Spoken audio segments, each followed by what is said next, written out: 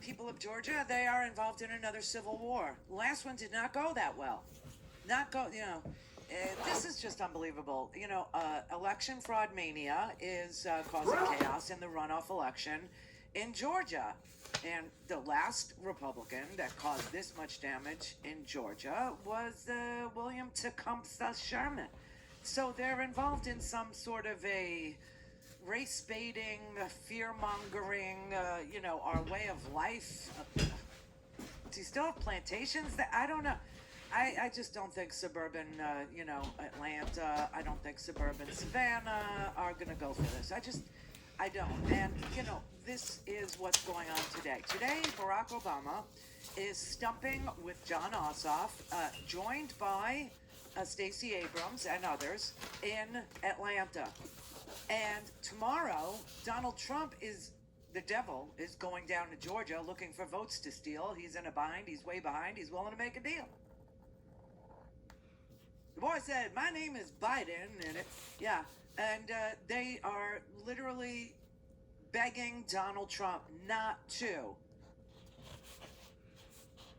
go all vanity project on him and start screaming how it was all fraudulent and, repeating what QAnon lady Sidney Powell and what Lynn Wood are spewing, what Michael Flynn is spewing. I mean, these people are just so bizarre. That the election was rife with fraud and you should boycott it if you're a Republican and not vote for anybody until Georgia, actually declares martial law, according to Flynn. Flynn literally wants martial law declared, and then he wants the Constitution temporarily suspended, and the military should hold an election. If the Constitution is suspended, the need to hold an election is also suspended. They make no sense, these people. They make absolutely no sense. And yesterday, the fear-mongering is unbelievable. And, in ordinary times, you would say, oh, just ignore them. Walk away. Don't even give it. But the threat level is high. The threats are everywhere. The threats are, the noose. The noose. This is why, I'm in the mind of old Georgia here. The noose is the new meme status. The noose has gotten status in Republican land like we haven't seen since Birth of a Nation. Do you know what I'm saying? And a lot of people in Georgia who might have shown up and voted for Loeffler or for Perdue, who are criminals. They are the Bonnie and Clyde of Republican politics at this point in time. But the noose is turning people off. The noose is like, really, and the threats are everywhere now. You have all kinds of people in, you had Gabriel Sterling, right? Gabriel Sterling, you remember him. He's a Republican who was charged with election implementation in his role working for the Georgia Secretary of State. And this week he had to give he was so angry. He was beyond words. He was almost speechless, because 20-year-old kids who took a job working for Dominion were being threatened, and hanging nooses have been sent to people, including this young voting machine technician. And that's why Gabriel Sterling was livid and saying, it's enough. It's too much. It has to stop. And it's not stopping. Now, all of a sudden, the New York Times is reporting that there are threats against people we never even heard of in our lives because they were simply doing their jobs in Wisconsin, in Pennsylvania, in Michigan, in Nevada, in Arizona, in Virginia, for God's sake, in Vermont, for Pete's sake, for the love of Jesus, and in Kentucky.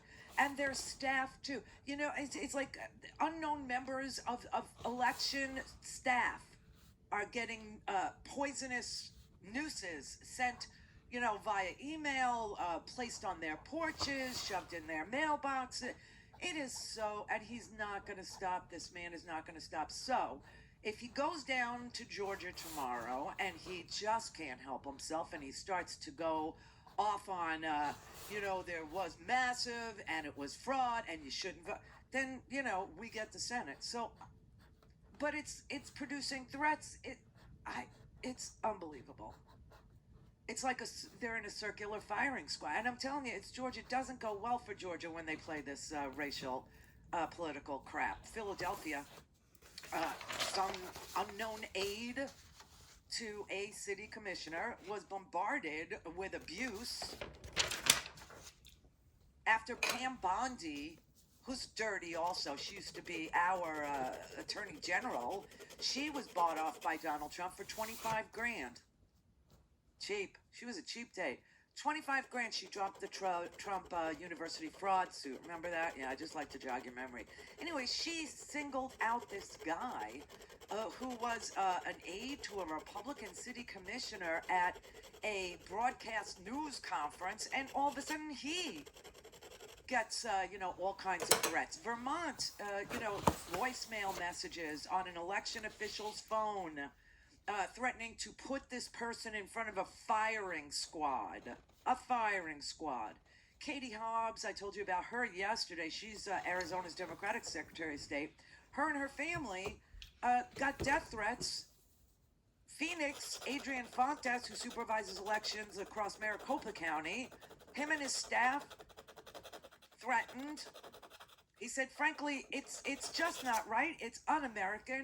And now you have Flynn screaming. He wants martial law. He wants martial law. He wants the Constitution suspended. And then the military should conduct an election. Fresh off his pardon, Trump's disgraced former national security advisor is now openly encouraging the president to declare martial law and hold a new election. Can't say he ain't grateful. The tweet is here from Flynn. How do Republicans respond to this? Silence. Yes. The suggestion of a coup. Silence. Overthrowing democracies. Now patriotic? Oh, vaunted protectors of the flag. Be honest and know this. The only flag you've waved for the last 4 years has been white. A sign of simple surrender. And look where it got you. Sidney Powell, Trump lawyer-ish, kicked off the team, now urging Georgians ahead of the runoffs, don't vote. Protest the state's November election results. Another Trump loyalist, Lynn Wood, joining her, rallying the crowd to chant, lock up the Republican governor who certified Biden's victory there. Now what are you going to do? You see, when you stand for nothing, your party will fall when faced with anything. I mean, this is really, it's really bizarre world out there. We have to get to January 6th. This is the message here, okay? And actually January 20th. The news is Donald Trump will not attend the inaugural. Oh, well. I mean, America is a laughingstock. Our adversaries are enjoying this greatly. Remember, Russia's entire message was democracy doesn't work, democracy can't work, democracy is a failed system of governance. And now, they're saying, look at America, look at that, they got death everywhere, the president is absent, the Senate can't pass anything, the people are poor, they're waiting in line like we used to in Soviet Russia, right? They're waiting in line for toilet paper, they're waiting in line for COVID tests, they're waiting in line for vaccines, they're waiting in line for voting. They wait 11 hours. It doesn't work. It's broken. It's a failed system of governance. Great. Thanks, Trump.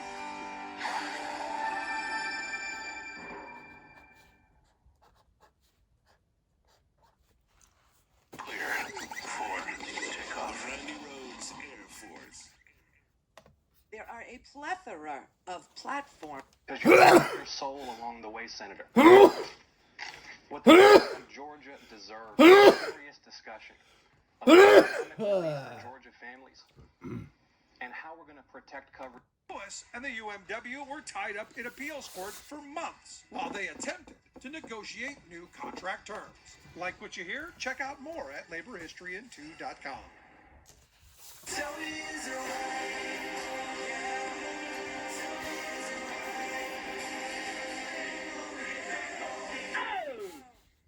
All things Randy at randyrhodes.com. Go for launch. Speaking truth to power, the Randy Rhodes Show. This is so beneath the office of a U.S. Senator. You've continued to demean yourself throughout this campaign with your conduct. First, you were lengthening my nose Oh my in God. attack ads Wow. to remind everybody that I'm Jewish. Then when that didn't work, you started calling me some kind of Islamic terrorist. And then when that didn't work, you started calling me a Chinese communist. Oh my God. It's ridiculous. And you shouldn't do everything that your handlers in Washington tell you to, because you'll lose your soul along the way, Senator. Yes. What the people of Georgia deserve is a serious discussion of economic relief for Georgia families and how we're going to protect coverage for pre-existing conditions. Thank you for your time, sir.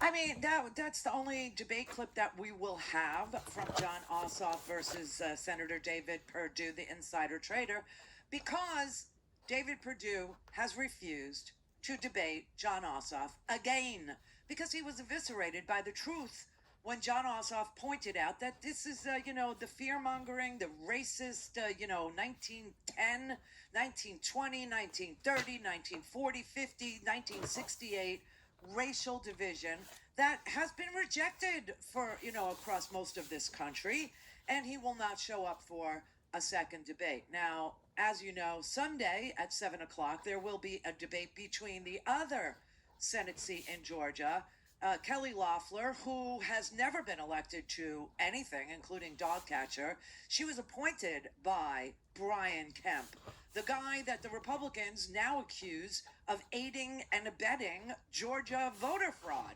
So that's who picked Kelly Loeffler. He picked her because Johnny Isaacson retired and the seat needed to be filled. And she's now running against Reverend Warnock and running ads against him, calling him a Marxist.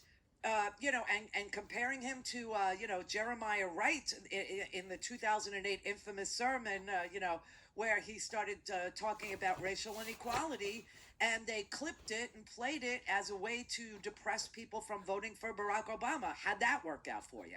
But yeah, it's just all this old politics, all of these throwback campaigns. Meanwhile, we're in the middle of a mass casualty event, a humanitarian crisis of epic proportions in this country. 28 million people are food insecure. People are online at food banks all across this country, in just about from New Jersey to Texas, from Vermont to Washington State. People are lining up for food, okay? They haven't controlled this pandemic. The president has been AWOL. The only thing that he talks about is himself. The only thing that he talks about is fraud. The only thing he whines about, and as he was whining, we were swearing in a Democratic senator from Arizona. It is important to know the problems with mail-in balloting. Oh my God. Pennsylvania, Michigan, Nevada, Georgia, Arizona. Do you solemnly swear that you will support and defend the Constitution of the United States against all enemies, foreign and domestic? In Arizona, in-person voters whose ballots produced error messages from tabulation machines. That you take this obligation freely, without any mental reservation or purpose of evasion. Also in Arizona, the Attorney General announced that mail-in ballots had been stolen from mailboxes and hidden under a rock. Well and faithfully discharge the duties of the office upon which you are about to enter. So help you God? I do. Congratulations. Congratulations, Senator Kelly. Congratulations, Senator Mark Kelly. Good for you. Kristen Sinema standing right there. 2 Democratic senators from Arizona, John McCain's state. Okay? So keep whining, keep complaining, just keep the threat level down in this country because, frankly, it's unacceptable. The kind of swill that people are imbibing, the kind of crap that people are sucking through a straw because Donald Trump is feeding it to them is causing them to act out. It's literally dangerous. They're off the rails again. Martial law and the threat level for Republicans, for Kemp, for Raffensperger, for Gabriel Sterling, for people who just volunteered to count ballots. I mean, we should be grateful that they count ballots. We should be thanking them for showing up to challenge ballots, to count ballots, to process ballots, to but instead we threaten that. We don't. They do. I mean, this country has got to come together. It just absolutely has got to come together. And the more that you see, the more that you read, now we're finding out that Donald Trump literally sent a spy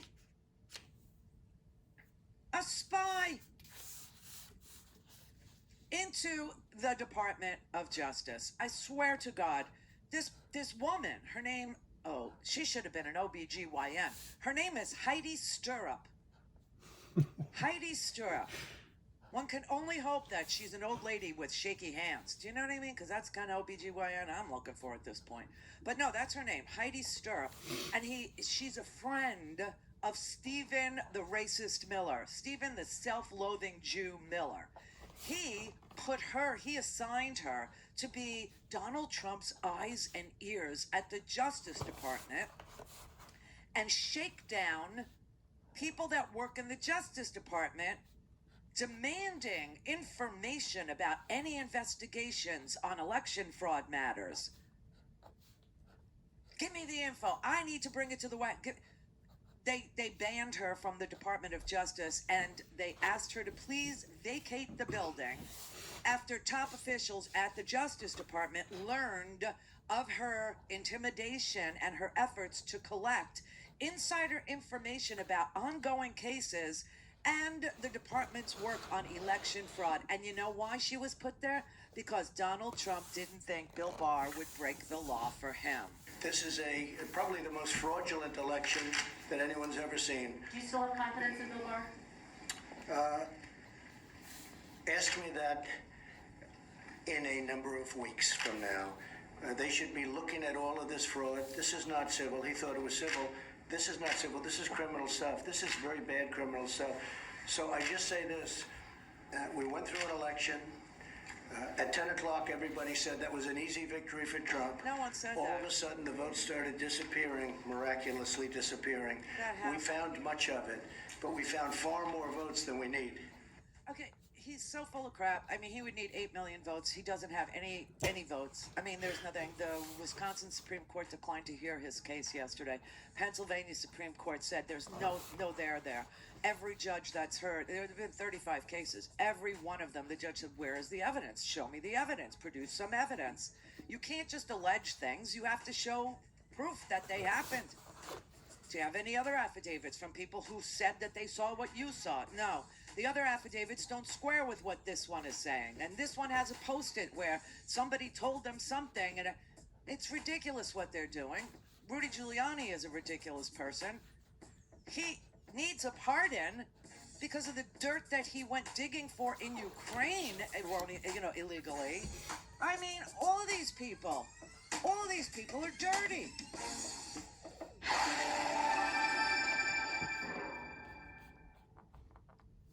Clear for takeoff. Randy Rhodes, Air Force. Air. A spy in your own just. You're going to spend all this money subsidizing the profits of a rapacious and denial-based healthcare industry, and you're still not solving the problem. We have a solution. What does Biden's election mean for state-based efforts, like in California, like in the state of Washington, and in New York? I'm in touch. Don't give up.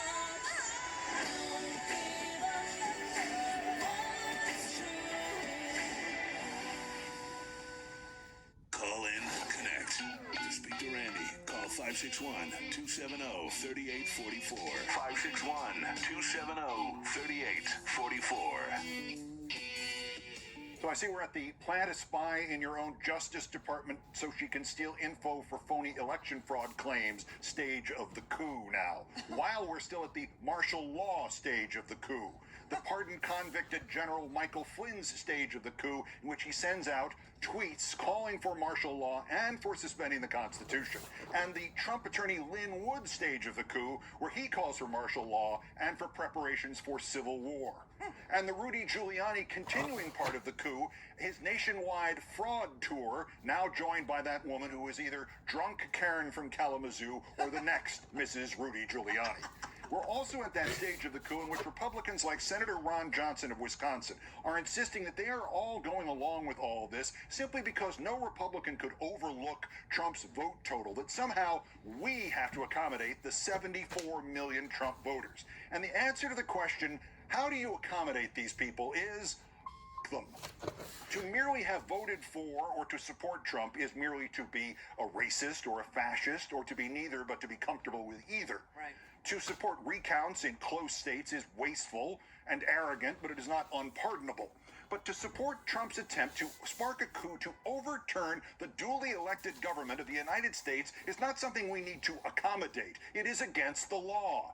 If we are asked how we accommodate people like Lynn Wood and Sidney Powell and Rudy Giuliani and their stooges and their fellow travelers, the correct answer is indict them and arrest them. Gee, a dictatorship would be good, or let's prepare for civil war because our presidential candidate lost, or Trump should invoke martial law and start shooting all the Democrats is not an opposing political point of view. It is a crime. It is an attempt to end American democracy. It is not to be accommodated. It is to be resisted and defeated, and those behind it are to be punished as the law provides. Thank you, Keith Olbermann. I missed you. I mean, I've been a fan for a long time, but I can't watch you read Thurber. I just can't. I can't do it. I can't. Your dogs are cute, though, and you have a great view of Manhattan. That's what he does. He tweets himself reading James Thurber because that's what his dad loved. But this was worthy. This was worthy. I mean, what they are advocating for is seditious.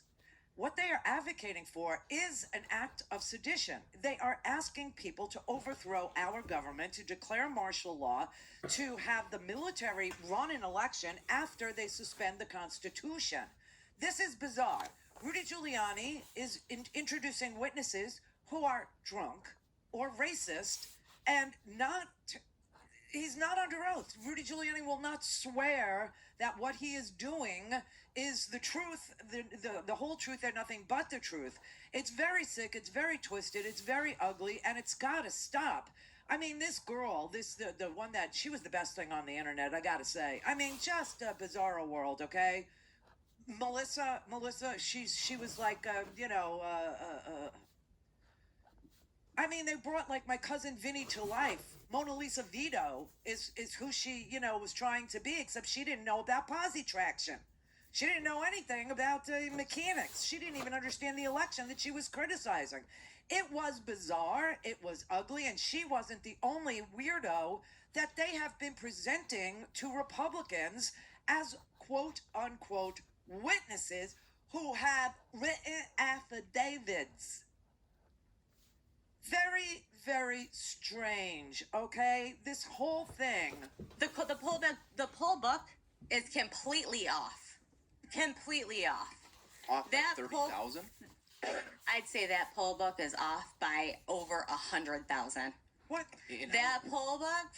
Why don't you look at the registered voters on there? How many registered voters are on there? Do you even know the answer to that? No, I guess I'm trying to get to the bottom of this here. Zero. There's zero. So, my question then is, if the... Guess how many, wait, what about the turnout rate? 120%? Let's let Representative Johnson ask his question. So the poll book number, okay, there's two things that could happen here. Either the poll book number, if ballots were counted multiple times, there's two options. Option number one is that the poll book numbers are not going to match. They don't. The actual.